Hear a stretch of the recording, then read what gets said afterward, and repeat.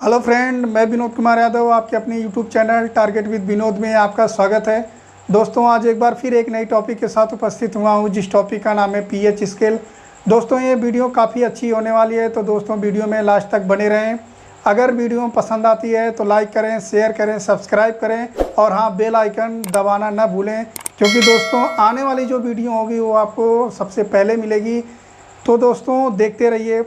चलिए दोस्तों, हम लोग स्टार्ट करते हैं। आज की जो टॉपिक है उसका नाम है पीएच स्केल। आज हम लोग पीएच स्केल के बारे में पढ़ेंगे कि पीएच स्केल क्या होता है, आज हम लोग अध्ययन करेंगे। तो दोस्तों आइए हम लोग शुरुआत करते हैं कि आज पीएच स्केल हम लोग पढ़ेंगे। तो आइए शुरू करते हैं वीडियो। दोस्तों, ये होता है पीएच स्केल। अगर हम पीएच की बात करें कि पीएच क्या होता है, तो पीएच का जो फुल फॉर्म होता है वो दोस्तों होता है पोटेंशियल हाइड्रोजन। पोटेंशियल हाइड्रोजन, या तो इसको आप पावर ऑफ हाइड्रोजन भी कह सकते हैं, या तो इसको पोटेंशियल हाइड्रोजन भी कह सकते हैं। तो दोस्तों अगर क्वेश्चन पूछा जाता है कि पीएच का जो फुल फॉर्म क्या होता है, तो पोटेंशियल हाइड्रोजन या तो पावर ऑफ हाइड्रोजन, दोनों हो सकता है, दोनों का नाम एक ही है।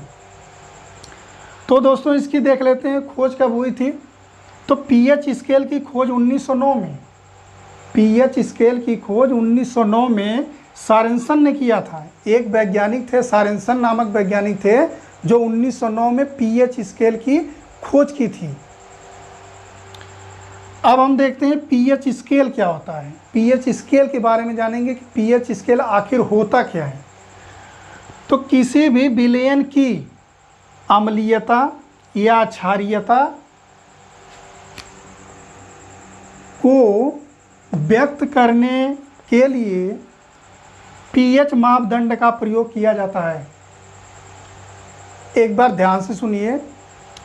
किसी भी विलयन, कोई भी सॉल्यूशन है वो, उसका अम्लीयता या उसकी क्षारीयता, इन दोनों को व्यक्त करने के लिए हम लोग पीएच वैल्यू का प्रयोग करते हैं। यानी कोई विलयन है वो क्षारीय है या अम्लीय है, उसका पता कैसे चलेगा? पीएच वैल्यू से ही पता चलेगा।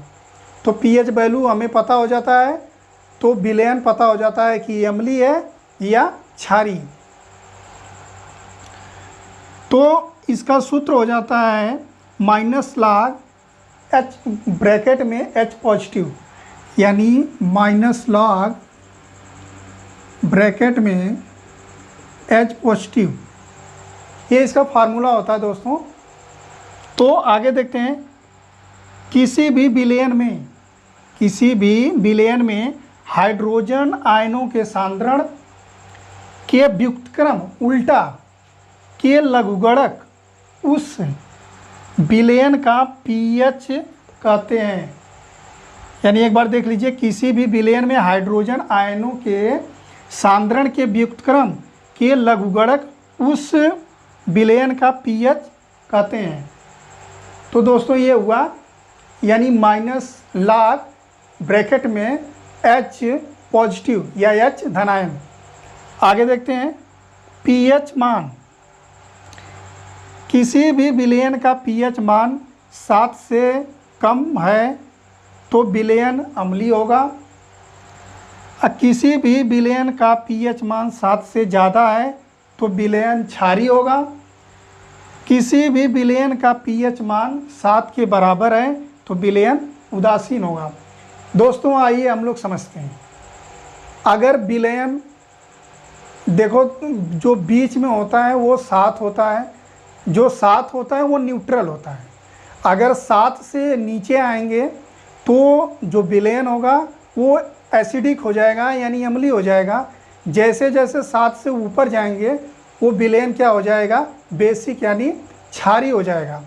तो दोस्तों इसमें हमने क्या सीखा अभी तक कि जो पीएच वैल्यू होती 7 से ज़्यादा होगी तो क्षारीय, 7 से कम होगी तो अम्लीय, अगर 7 होगी तो उदासीन। तो फ्रेंड आइए हम लोग देखते हैं आगे। दोस्तों पीएच स्केल में हम लोग रेंज देखते हैं, यानी परास देखते हैं, कितने के कितने बीच रहता है। दोस्तों पीएच का मान, यानी जो परास होता है वो 0 से 14 के बीच में होता है। यानी 0 से लेकर 14 तक जो होता है वो परास होता है। पीएच वैल्यू का परास जो होता है 0 से 14 तक होता है। तो दोस्तों आइए हम लोग ग्राफ के जरिए हम समझाना चाहते हैं आपको। देखिए दोस्तों, ये हमने अभी पहले वीडियो में पहले ही बताया आपको कि अगर 7 से वैल्यू कम रहेगी तो एसिडिक हो जाएगी यानी अम्लीय हो जाएगी। अगर 7 रहेगी तो न्यूट्रल यानी उदासीन हो जाएगी। जैसे ही 7 से ज़्यादा हो जाएगी तो वो क्या हो जाएगा विलयन, क्षारीय हो जाएगा। तो दोस्तों यहाँ हम देखते हैं 0 से लेकर 6 तक, यहाँ 0 से लेके 6 तक ये क्या है दोस्तों, अम्लीय है। लेकिन जैसे ही 7 के यहाँ पहुँचते हैं यहाँ पर विलयन क्या हो जाता है, उदासीन हो जाता है यानी न्यूट्रल हो जाता है। लेकिन जैसे ही 7 से ऊपर जाते हैं यानी 8 से लेकर 14 तक जो रेंज होता है वो क्या होता है, क्षारीय होता है। तो दोस्तों कहने का मतलब ये हुआ कि 0 से लेकर 14 तक जो होता है वो पीएच का वैल्यू होता है। 0 से लेकर 7 तक यानी 7 से थोड़ा सा कम अम्लीय, अगर 7 से कम रहेंगे तो अम्लीय होगा, अगर 7 रहेगा तो उदासीन होगा, अगर 7 से ज़्यादा रहेगा तो वो विलयन कैसा हो जाएगा, क्षारीय हो जाएगा यानी बेसिक हो जाएगा। तो दोस्तों आइए आगे फिर देखते हैं। हमारा शरीर 7 से 7.8 के बीच कार्य करता है। जो हमारी बॉडी होती है वो कार्य कितने करती है, 7 से 7.8 के बीच में अगर किसी भी विलयन का पीएच वैल्यू है तो उस पर हमारी शरीर क्या करती है, कार्य करती है। अब हम लोग देख लेते हैं कि पीएच परिवर्तन के कारण दंत क्षय, पीएच परिवर्तन अगर हो जाता है तो हमारा जो दांत होता है उसका क्षय होने लगता है। तो दोस्तों इसको हम लोग देखते हैं कि मुंह के पीएच का मान 5.5 से कम होता है। अगर मुंह के पीएच का मान 5.5 से कम होता है तो दंत क्षय होता है। अगर यानी 5 की कोई विलयन है यानी मुंह है तो मुंह में अगर 5.5 से अगर कम है तो दंत क्षय होता है, क्योंकि दांतों का इनेमल कैल्शियम फास्फेट का बना होता है जो शरीर का सबसे कठोर भाग होता है। तो दोस्तों आइए हम लोग सीधे से समझते हैं कि अगर हमारे मुंह में जो हमारे मुंह का पीएच वैल्यू है अगर वो 5.5 से कम होगा तो जो हमारा दांत है वो क्षय होने लगेगा, क्योंकि दांत जो होता है वो कैल्शियम फास्फेट का बना होता है। दांत किसका बना होता है, कैल्शियम फास्फेट का बना होता है। और ये पूरे शरीर जो है, ये पूरे शरीर में जो हमारा दांत है वो किससे बना है, कैल्शियम फास्फेट से। और पूरे शरीर का सबसे कठोर भाग होता है क्या, दांत का इनेमल। जो ये सफ़ेद वाला दांत दिखाई देता है सफ़ेद वो क्या होता है, कैल्शियम फास्फेट का बना होता है। इसी को हम लोग क्या कहते हैं, इनेमल कहते हैं। और इनेमल पूरे शरीर का सबसे कठोर भाग होता है, सबसे कठोर भाग होता है, सबसे मजबूत नहीं, सबसे कठोर। सबसे मजबूत क्या होता है, जबड़ा होता है, लेकिन सबसे कठोर क्या होता है, दांत का इनेमल। किससे बना होता है, कैल्शियम फास्फेट से। तो फ्रेंड्स आप समझ गए होंगे, तो आप इसका स्क्रीनशॉट ले सकते हैं, स्क्रीनशॉट ले लीजिए। काफ़ी महत्वपूर्ण है ये क्वेश्चन कि हमारा जो दांत बना होता है किससे बना होता है, कैल्शियम फास्फेट से। हमारा जो मुंह होता है उसका पीएच वैल्यू 5.5 से कम नहीं होना चाहिए। अगर 5.5 से कम होता है तो हमारे जो दांत होते हैं वो क्षय होने लगते हैं। तो दोस्तों हम लोग देखते हैं कि कुछ सामान्य पदार्थ हैं उसके पीएच वैल्यू कितने होते हैं, यानी उसका पीएच मान कितना होता है। आइए दोस्तों हम लोग देखते हैं इस वीडियो में। तो दोस्तों कुछ सामान्य पदार्थों का पीएच मान इसमें हम लोग अध्ययन करेंगे। अब रक्त का पीएच वैल्यू, जो रक्त का पीएच वैल्यू होता है वो 7.4 होता है यानी 7.4 होता है। दूध का 6.4 होता है, लार का 6.5 होता है, नमक का 7 होता है, क्योंकि दोस्तों काफ़ी इंपॉर्टेंट क्वेश्चन है, क्योंकि पूछा जाता है कि नमक का पीएच वैल्यू कितना होता है, तो पीएच वैल्यू कितना होता है, 7 होता है। आंसू का पीएच वैल्यू जो होता है 7.4 होता है। सेब का पीएच वैल्यू जो होता है वो 3 होता है। चाय का पीएच वैल्यू 5 जो सेब का पीएच वैल्यू होता है वो 3 होता है, लेकिन जो चाय का होता है वो 5.5 होता है। कॉफ़ी का पीएच वैल्यू 5 होता है। अंडा का पीएच वैल्यू 7.8 होता है। टूथपेस्ट का प्लेस वैल्यू 8 होता है। टमाटर का पीएच वैल्यू 4.5 होता है। उसी तरह एसिड रेन यानी अम्ल वर्षा का 5। शैम्पू का 7 से 10, जो शैम्पू होता है, जो हम लोग शैम्पू अपने बालों में लगाते हैं, उसका जो पीएच वैल्यू होता है 7 से 10 होता है, उसका पीएच वैल्यू होता है। सोडा इसका 3 होता है। सिरके का 3 होता है।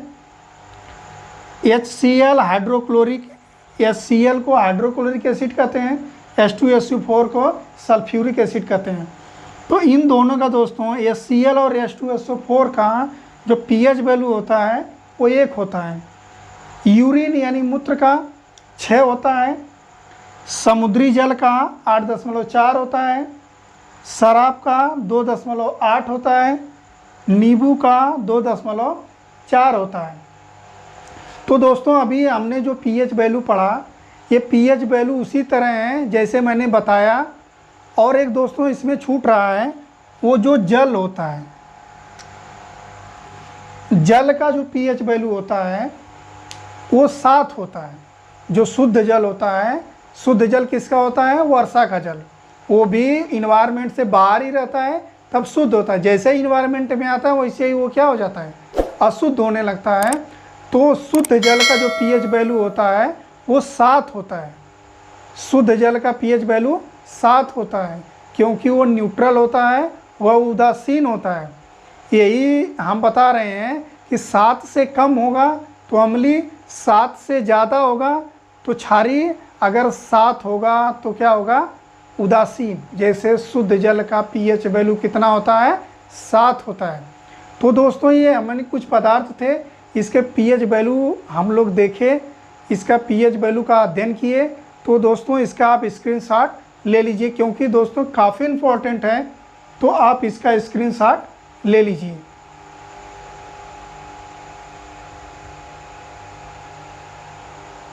तो दोस्तों आप इसके दोस्तों ये वीडियो अच्छी लगती है, आपके लिए नॉलेजेबल हो, आपके फ़ायदेमंद हो, तो दोस्तों लाइक करिए, शेयर करिए, सब्सक्राइब कर दीजिए, दोस्तों में शेयर कर दीजिए, क्योंकि दोस्तों काफ़ी मेहनत होती है। आप अगर लाइक करते हैं तो हम मोटिवेट होते हैं। फ्रेंड, एक अन्य तथ्य में जान लेते हैं, पुलिस प्रशासन द्वारा किया जाता है। शराब पीकर गाड़ी चलाने वाले ड्राइवरों की जांच करने के लिए पुलिस श्वास विश्लेषक अम्ल क्षार प्रक्रिया अपनाती है, यानी एसिड बेस रिएक्शन के आधार पर कार्य करता है। तो दोस्तों जो भी ड्राइवर होते हैं अगर शराब पी के गाड़ी चलाते हैं तो पुलिस प्रशासन क्या करता है, एसिड बेस रिएक्शन के आधार पर ही उनको पकड़ लेता है कि वो शराब पी रखे हैं कि नहीं। तो दोस्तों ये टॉपिक यहीं पे समाप्त होती है। तो ये वीडियो कैसी लगी, अच्छी लगी तो लाइक करें, शेयर करें, सब्सक्राइब करें। अब मिलते हैं नेक्स्ट वीडियो में, तब तक के लिए जय हिंद, जय भारत।